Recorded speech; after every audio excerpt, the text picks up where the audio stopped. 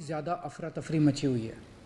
कभी इस हॉस्पिटल में ऑक्सीजन की कमी हो गई, कभी उस हॉस्पिटल में ऑक्सीजन की कमी हो गई, इस हॉस्पिटल में 2 घंटे की ऑक्सीजन बच गई। मैंने खुद रात रात भर अस्पतालों में ऑक्सीजन का इंतज़ाम कराने में गुजारी है कि कहीं किसी अस्पताल में ऑक्सीजन की कमी से कहीं मौत नहीं हो जानी चाहिए। केंद्र सरकार हर राज्य को ऑक्सीजन का कोटा तय करती है। देश भर में जितनी भी ऑक्सीजन बनती है, केंद्र सरकार तय करती है कि इस राज्य को इतनी ऑक्सीजन मिलेगी, इस राज्य को इतनी ऑक्सीजन मिलेगी। अब दिल्ली को कितनी ऑक्सीजन चाहिए? दिल्ली सरकार ने अपना एक एस्टिमेशन लगाया जिसके हिसाब से दिल्ली को रोज़ाना 700 टन ऑक्सीजन की ज़रूरत है। केंद्र सरकार ने हमारा कोटा कल तक 378 टन तय किया हुआ था। ये कोटा कल शाम को बढ़ा के 480 टन कर दिया है केंद्र सरकार ने। इसके लिए हम केंद्र सरकार के बहुत बहुत आभारी हैं। हालांकि हमें अभी और भी काफ़ी ऑक्सीजन चाहिए, लेकिन केंद्र सरकार ने जितना भी बढ़ाया है उसके लिए हम उनका बहुत बहुत शुक्रिया अदा करते हैं। अब केंद्र सरकार ये भी तय करती है कि जो आपके कोटे की ऑक्सीजन है वो कौन सी कंपनी देगी। जैसे दिल्ली में तो ऑक्सीजन बनती नहीं है, दिल्ली की सारी ऑक्सीजन दिल्ली के दूसरे राज्यों से, दिल्ली के बाहर के दूसरे राज्यों से आती है। तो केंद्र सरकार तय करती है कि फलाने राज्य की ये कंपनी आपको इतने किलो ऑक्सीजन देगी, फलाने राज्य की ये कंपनी आपको इतने किलो ऑक्सीजन देगी। मान लो राजस्थान की ये कंपनी आपको इतने किलो देगी, हरियाणा की ये कंपनी आपको इतने किलो देगी। तो केंद्र सरकार कंपनियां तय करती है कि किस कंपनी से दिल्ली को अपने कोटे की ऑक्सीजन आएगी। अब दूसरी समस्या यहाँ पे आ रही है कि ये जो कंपनियां जिन राज्यों में हैं, उनमें से कुछ राज्यों की सरकारों ने उन कंपनियों से जो दिल्ली के कोटे की ऑक्सीजन आनी थी वो भेजनी रोक दी। राज्यों ने कहा कि पहले हम अपने राज्य में इस्तेमाल करेंगे, दिल्ली का कोटा भी हम इस्तेमाल करेंगे, दिल्ली के जो ट्रक हैं वो जाने नहीं देंगे। लेकिन मैं केंद्र सरकार का और दिल्ली हाई कोर्ट का शुक्रिया अदा करना चाहता हूँ। पिछले 2-3 दिन के अंदर उन्होंने हमारी बहुत मदद की है, जिसकी वजह से अब ऑक्सीजन दिल्ली पहुँचने लगी है। जो जो दिक्कतें आ रही थी, हम लगातार पिछले 2 दिन से एक मिनट टू मिनट मैं खुद, मनीष जी, मैं, हमारे सारे ऑफिसर्स केंद्र सरकार के लगातार संपर्क में थे।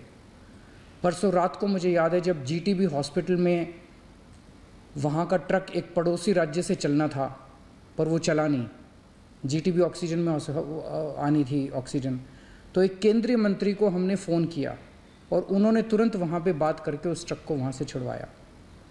हम लगातार संपर्क में हैं, एक ट्रक को अस्पताल पहुँचाने की कोशिश कर रहे हैं। हम सब लोग 24 घंटे काम कर रहे हैं, सोई नहीं है। हाई कोर्ट और केंद्र सरकार से जो मदद हमें मिली है उसके लिए तहे दिल से हम उनका शुक्रिया अदा करना चाहते हैं। जो कोटा हमारा बढ़ाया गया है अभी ऑक्सीजन का, उसमें उड़ीसा से काफ़ी ऑक्सीजन आनी है, तो बढ़े हुए कोटे की ऑक्सीजन को भी दिल्ली पहुंचने में कुछ दिन लग जाएंगे। हम कोशिश कर रहे हैं कि अगर हो सके तो हवाई जहाज के ज़रिए उड़ीसा के से ऑक्सीजन लाई जा सके।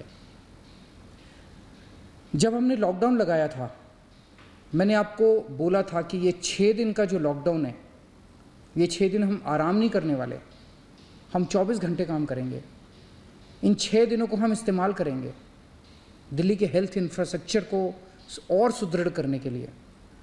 इन 6 दिनों में दिल्ली में जो ऑक्सीजन की कमी है उसको ठीक करने के लिए, दिल्ली में जो बेड की कमी है उसको ठीक करने के लिए, और हम 24 घंटे लगे हुए हैं दिल्ली के हेल्थ इंफ्रास्ट्रक्चर को और इम्प्रूव करने के लिए। इस लॉकडाउन के 6 दिन जो हमें मिले हैं, इन 6 दिनों में हम पूरी कोशिश कर रहे हैं। एक और बात, ये बहुत बड़ी आपदा है। इस आपदा में अगर हम सारे लोग हरियाणा, पंजाब, तमिलनाडु, गुजरात, पश्चिम बंगाल इसमें बट गए तो भारत नहीं बचेगा। इस वक्त हमें एक दूसरे की मदद करनी है, हमें भारतीय बनना है, हमें इंसान बनना है। देश के लोग आज सभी न्यूज़ चैनल पे देख रहे हैं कि दिल्ली में आने वाला ट्रक किसी और राज्य ने रोक दिया, मध्य प्रदेश में जाने वाला ट्रक फलाने राज्य ने रोक दिया। ये तो ठीक नहीं है। लोग ये नहीं चाहते। देश के लोग आज ये देखना चाहते हैं कि दिल्ली ने किसी दूसरे राज्य की मदद कैसे करी, उत्तर प्रदेश ने किसी राज्य की कैसे मदद की। हम एक साथ मिलके आपदा से लड़ना है हमें, तभी भारत बचेगा। अभी तो समय ये है कि उत्तर प्रदेश वाला दिल्ली की मदद करे, दिल्ली वाला हरियाणा की मदद करे, हरियाणा वाला बिहार की मदद करे, बिहार वाला गुजरात की मदद करे। हम सारे लोग अगर एक दूसरे की मदद करेंगे तभी तो भारत बचेगा। और अगर इतनी मुश्किल घड़ी में भी हम सारे एक दूसरे से लड़ने लग गए तो अगर भारत राज्यों में बंट गया इस समय, तो फिर भारत को कौन बचाएगा।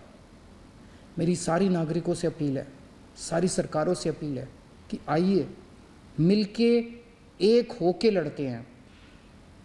अगर हम मिलके लड़े, एक मुट्ठी बनेगी, हमारे सारे संसाधन मिलके एक साथ इस्तेमाल होंगे, हमारी ताकत बढ़ेगी, हमारी शक्ति बढ़ेगी। और अगर हम बट गए तो फिर कोई हमें नहीं बचा पाएगा। मैं सभी राज्य सरकारों से कहना चाहता हूँ कि दिल्ली का मुख्यमंत्री होने के नाते मेरे से जो बन पड़ेगा, मेरे हाथ में जो होगा, आप मुझसे मांगिए, मैं दूंगा। पूरे देश की मदद करेंगे। अगर दिल्ली में हमारे पास ऑक्सीजन ज़रूरत से ज़्यादा होगी तो हम दूसरे राज्यों को ऑक्सीजन देंगे। अगर हमारे पास किसी दवाई की ज़्यादा मात्रा होगी तो वो भी हम दूसरे राज्य के साथ बांटेंगे। और जब दिल्ली में कोरोना कम होगा और किसी दूसरे राज्य में डॉक्टर्स की ज़रूरत हुई, हम वहाँ डॉक्टर्स भी भेजेंगे। हम सभी भारतवासी हैं, हम अपने देशवासियों की मदद करेंगे, सभी राज्यों की मदद करेंगे, क्योंकि ये बीमारी कोई बॉर्डर देख के नहीं फैलती। मैं उम्मीद करता हूँ कि इसी भावना के साथ हम सभी मिलके एक साथ, सारी सरकारें, केंद्र सरकार, सारी राज्य सरकारें, हम मिलके काम करेंगे, एक भारत बन के काम करेंगे कोरोना को हराने के लिए। हमें पूरी दुनिया के सामने दिखा देना है कि विश्व में सबसे ज़्यादा कोविड केसेस भारत में होने के बावजूद कैसे भारत के लोगों ने, यहाँ की सरकारों ने मिलके कैसे इस आपदा से लड़ाई की, कैसे हमने सारा प्रबंधन किया। भारत के लोग दुनिया को दिखा देंगे कि कैसे एक साथ मिलके इस खतरनाक बीमारी को हमने हराया। जय हिंद। तो सुना